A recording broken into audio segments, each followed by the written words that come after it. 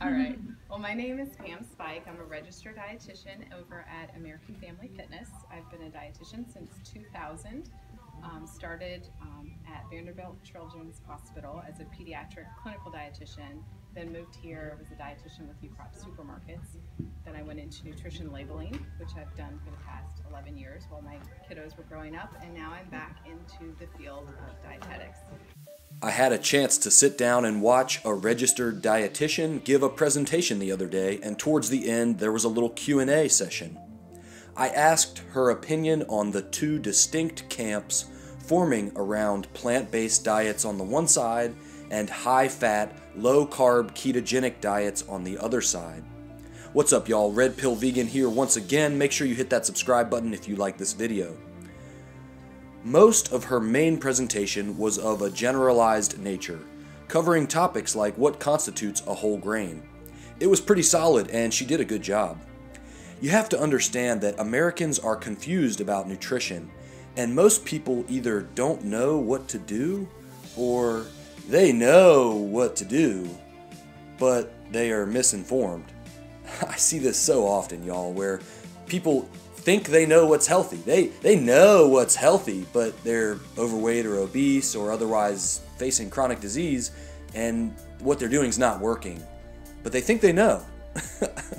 Do you see that too? Alright, so I didn't go into this with a combative state of mind. If anything, I was hoping I might learn something. Ironically, people were talking about the film What the Health when she first arrived and before I started filming.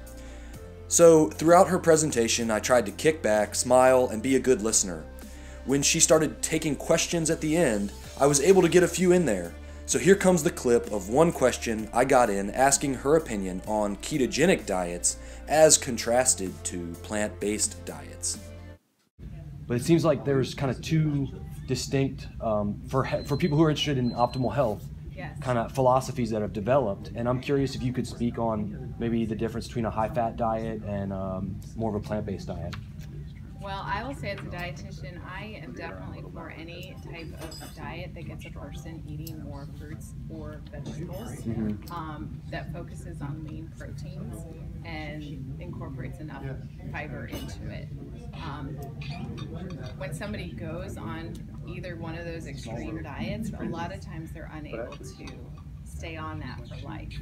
And it's generally not going to be good for them to stay on it for life because it's so restrictive from some of the major food groups that we need to nourish our bodies properly for the long haul. So I certainly can work with somebody who wants to do a ketogenic diet, but I would generally work with them towards hopefully adding back in the things that are really good for them.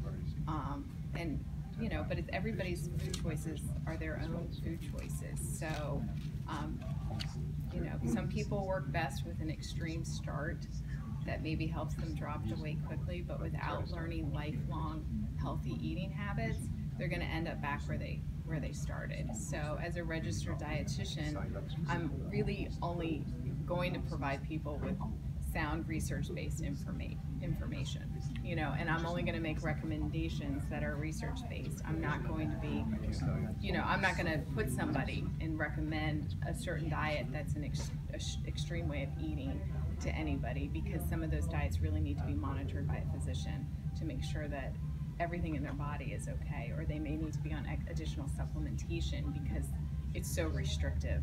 So it's kind of outside my scope of practice to recommend a diet that's extreme like that, but at the same time, anything that gets people eating more vegetables and less sugar, you know, that's a good thing. But it's just focusing on getting the healthy fats, the lean proteins, and all those good veggies. So then you have to sometimes look at your fruits contain a lot of sugars too, some fruits.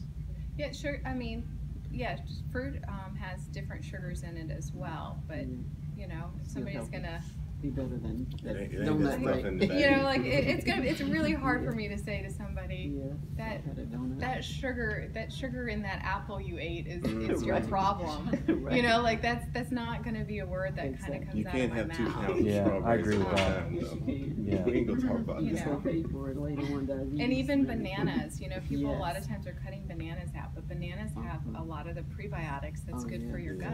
I saw that on your paper. You know, so Yeah. it's like, and it's got the potassium that's good for Yes. lowering blood pressure, and it's got potassium that's a good recovery aid after a workout.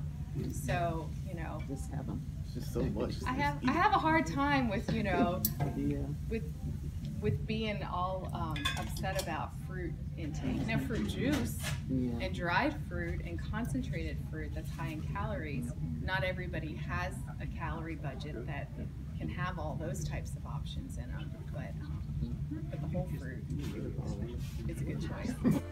I think this is a great clip for a lot of reasons, one of which is you get a chance to hear those registered dietitian buzzwords like lean protein and healthy fats, while at the same time paying tribute to the all-important but elusive recommendation to eat more fruits and veggies.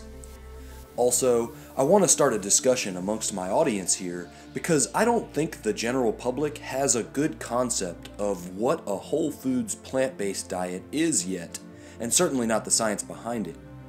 When you say whole foods plant-based diet, do people even know what you're talking about? I mean, normal people. They don't quite get it yet, do they? I think my audience would agree that a plant-based diet containing lots of whole foods is anything but restrictive. If anything, most of us are probably eating a greater quantity and diversity of fruits, vegetables, whole grains, beans, lentils, and tubers than anybody else on any other diet, right? Did y'all notice she projected both plant-based diets and ketogenic diets as extreme diets? But then she started specifically talking about the ketogenic diet, and I agree with some of the points she made there. Check this out again. So I certainly can work with somebody who wants to do a ketogenic diet, but I would generally work with them towards hopefully adding back in the things that are really good for them. You know, some people work best with an extreme start that maybe helps them drop the weight quickly, but without learning lifelong healthy eating habits, they're going to end up back where they started. This is definitely something you want to think about. And it's similar to the point I made in the recent video on plant-based ketogenic diets with the fasting mimicking diet. If you go keto, do you have a plan for reincorporating healthy whole plant foods containing carbohydrates back into your diet? Or are you just planning on extreme carbohydrate restriction for life? Secondly, I agree that ketogenic diets should be monitored by a qualified physician. I think people just starting out on plant-based diets should also be getting regular blood work done as well. But I see the sustainability of a plant-based diet as significantly more feasible than a ketogenic diet. It's true, we also see that pattern of getting an extreme start when people go vegan sometimes. For instance, people may perceive fruitarians or 100% raw vegan as a way of cleansing or detoxing the body. But it's unlikely that's going to be sustainable long term. The thing about getting an extreme start is that rapidly losing weight and then gaining it back might actually be worse for your overall health in the long run compared to slow and sustained weight loss and improvements in health as a result of adopting and maintaining lifelong eating habits. Here's a study that suggests weight cycling might be a risk factor for cardiovascular disease in the long run. So you want to do something you can maintain, which, in my opinion, eliminating an entire macronutrient like carbohydrates is probably a misguided choice. So then you have to sometimes look at your fruits contain a lot of sugars too, some fruits. Yeah, sure. I mean, yeah, fruit has different sugars in it as well, but you know, if somebody's gonna be better than that It ain't that donut stuff break. in the bag. you know, like it's really hard for me to say to somebody Yeah, that I've had a donut. that sugar in that apple you ate is your Right. problem. Right. You know, like that's not going to be a word that kind of Exactly. comes You out can't of my have 2 mouth. pounds. Lastly, at the very end of that clip, you get a glimpse of just how confused the general public really is when it comes to nutrition. There was a woman in the audience who was in her late 50s or early 60s, and she asked that question about being careful with the sugar in fruit. You see it, folks. People are apprehensive about fruit. People are confused about insulin and the cause of insulin resistance. The general public doesn't understand the power of whole plant foods, and they definitely don't understand no oil. I think the health crisis is going to get worse before it gets better. If you're out there watching this, I wish you the best of luck. Make sure to keep it plant strong and eat lots of whole plant foods and skip the animal products and bottled oils. And if you want to avoid the fad diet trap, make sure to give this video a thumbs up and hit subscribe.